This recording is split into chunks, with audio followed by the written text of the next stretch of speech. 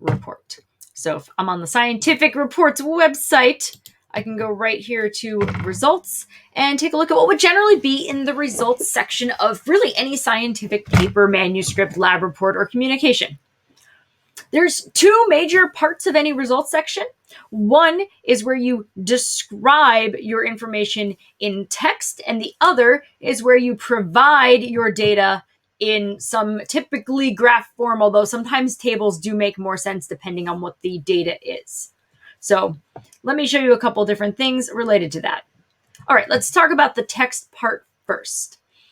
The goal of the text is to describe what happened in your data. It is not to describe why your data did what it did, but to give a general sense of what I would call trends. So if you're running an experiment where something changes over time, you would want to say that the item in one type of the experiment got higher over time, something got bigger over time, something got smaller over time.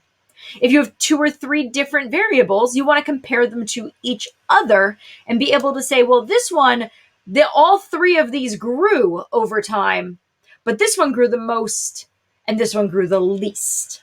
You typically don't provide a lot of numbers in this section because the numbers will be provided in the graphs and things like that. But if you have something simple you can describe, for instance, an average or a specific difference, you could say that. So if you were describing things that changed over time and you have a whole graph for that, you might say, though, that this particular variable grew twice as much as the other one, or it grew by 1.0 and the other variable only grew by 0.3. That would be something you would describe here. This section is not typically super long, so it only needs to mention those things. The other thing that would be included here would be any visual characteristics that you noticed during the experiment.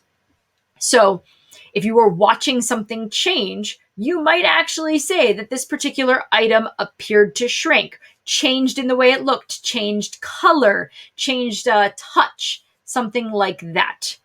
So all of that would be included in the paragraph of description that just sort of shows what information you have in a very generalized sense. The point of this information is to be able to talk about it later. Don't explain it now. Don't try to say why something happened. Just say that it did. Then the second part is the graphs or tables. Most of the time you're looking at a graph. Graphs are the best way to examine data because pictures are typically better than just a boatload of numbers. There are situations where tables make more sense. You might want to communicate with whoever you're working on this with and make a decision about that. There's a couple of keys to both tables and graphs. They always need a title. Both of them always need a title, and that title should tell what it is. So you'll notice that in this example, it says change in cell weight over time. That would be a title. A table could include environmental variables at various sites. That would be a title. There'd be a bunch of those. Labels are key. Anything that is a measurement should tell what kind of measurement it is. Is it in grams? Is it in ounces? Is it in milliliters? Is it in time? Is it in minutes? Is it in hours? Whatever it is, it needs to be labeled. That is absolutely key. I do have more information here on this website about how to make specific kinds of graphs. You'll notice that there are different kinds of graphs in this embedded file that you can check out. And in some cases, there are even videos to me explaining how to make these graphs, or you can check in online. You'd almost certainly find plenty about that. So here, let's take a look at this sort of finalized results section. So here's what would be a complete results section. It starts with the heading of results. It explains some information. It shows there were different numbers of tissues in each, different number of cells in each tissue. It was determined which one, in this case, epithelial, contained the most cells and said they were close together and small. Muscle contained many that were close together, but they were large. And it talks about they were full of fibers. So you can see there's different kinds of information in this paragraph. And also references figure 1. Now we move down to figure 1 and we can see all the parts of it. So here's a complete graph. It has a full title, approximate number of cells in each field. And even though this says number of cells, I wanted an even better title in this case. And then you'll notice that below it, it includes the figure. So here it includes number of cells, tissue type.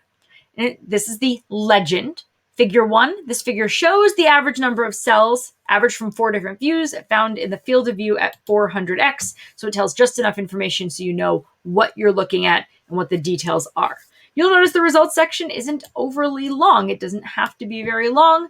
It will have as many graphs as are needed to provide the information. Each of them will then become figure 1, figure 2, and so on. All of the paragraphs will be stuck together, either all at the top or all at the bottom of it. So do make sure that is all together and that you reference then figure 1, figure 2, and so on. So it is all in one place. And that's it for the results. Just enough to get your data out there, make it visible, and make sure you know what you're doing with it.